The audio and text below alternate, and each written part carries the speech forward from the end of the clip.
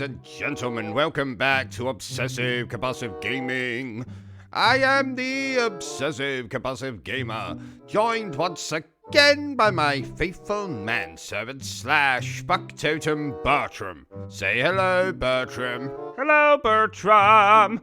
And this is our review for Medieval 2. So, dear viewer, if you don't mind, don't forget to subscribe to this channel and like this video. So, Medieval 2 originally released in the year 2000, a year I remember fondly as the year I first played such fantastic video games as Final Fantasy IX, Jet Set Radio, and Metal Gear Solid Ghost Babel. It was also the year I had the misfortune of playing The Legend of Zelda Majora's Mask. Don't start with me, Bertram. It's a complete piece of garbage video game and you know it. But we're not here to discuss that. We are here to discuss Medieval 2. And you're probably wondering, what is this? What is it? What? What is this? What is it? What is it? I'm so glad you asked, Barry Burton, you beautiful bearded bastard. Medieval 2 is, unsurprisingly, the sequel to Medieval. But this game takes place 500 years after the original and follows our series protagonist Sir Daniel Fortescue as he attempts to stop an evil dickhead, Lord Palethorn, and even Jack the Ripper from terrorizing the city of London by raising the dead. So you'll travel through stages that look like something out of Tim Burton's Wet Dreams, dispatching enemies, collecting weapons, doing some terrible platforming, fighting bosses occasionally. You can even rip off your head and put it on a disembodied hand to explore places Fortescue can't get to normally.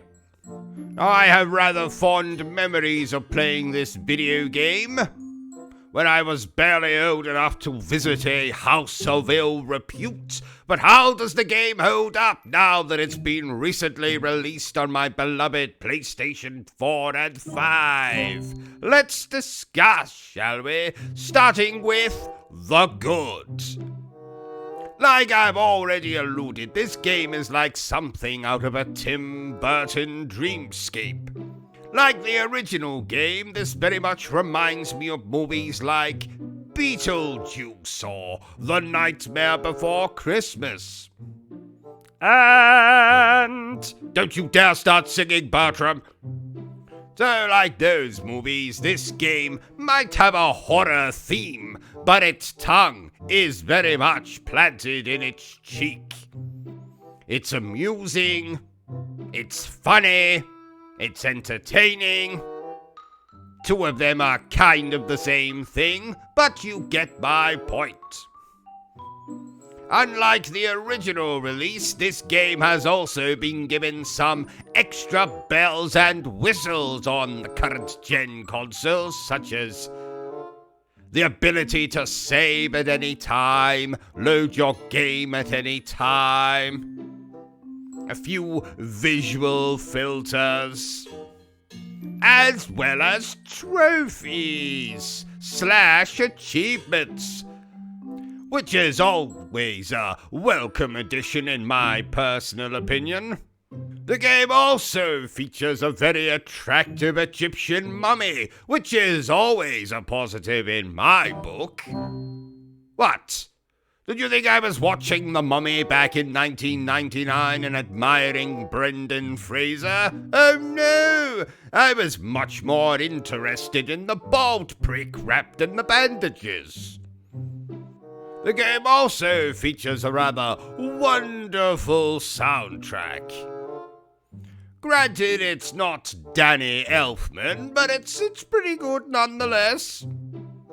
The game is also longer than the original, so if you're a big fan of the original Medieval, then I imagine you'll be quite satisfied with that.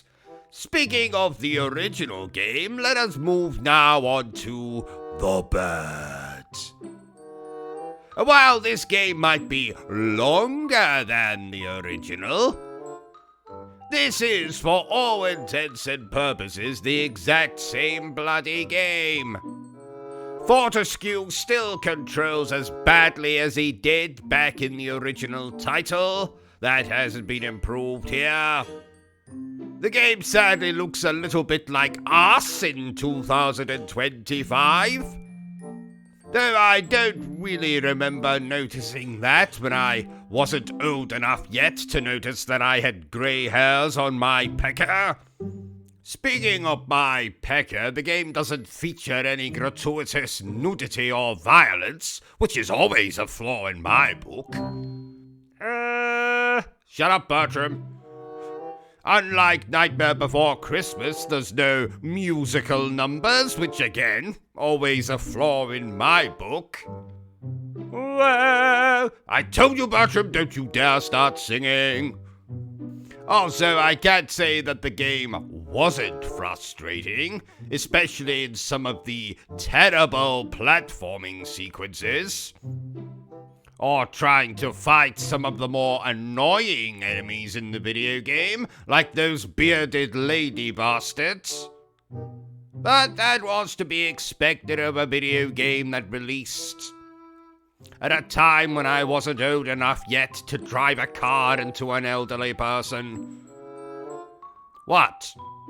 Just remember, dear viewers, that this isn't a remake like Medieval, which released in 2019. This is pretty much a straight port of the original PlayStation 1 title, with a couple of bells and whistles. So if you like the original Medieval, you enjoyed the original Medieval 2, then I'm sure you'll get on with this game rather marvelously. Therefore, I declare that Medieval 2 on the PlayStation 4/PlayStation 5 is splendid. So there you have it, ladies and gentlemen, my totally not improvised review for Medieval 2. If you enjoyed this little review of mine, don't forget to give me a thumbs up. If you haven't enjoyed it, well then, feel free to give me a thumbs down. But please remember the single most important thing I always tell you, dear viewer, and that is to always stay obsessed with gaming. Say goodbye, Bertram. Goodbye, Bertram. Now, if you excuse me, Bertram, I'm off to watch The Mummy 1999. Oh, that beautiful bald prick in the bandages. Ha ha! Are you still here? Oh, you must have really enjoyed this video then. In that case, you had better subscribe to the channel and check out our other content. Otherwise, you're a booby pants, and no one wants to be a booby pants.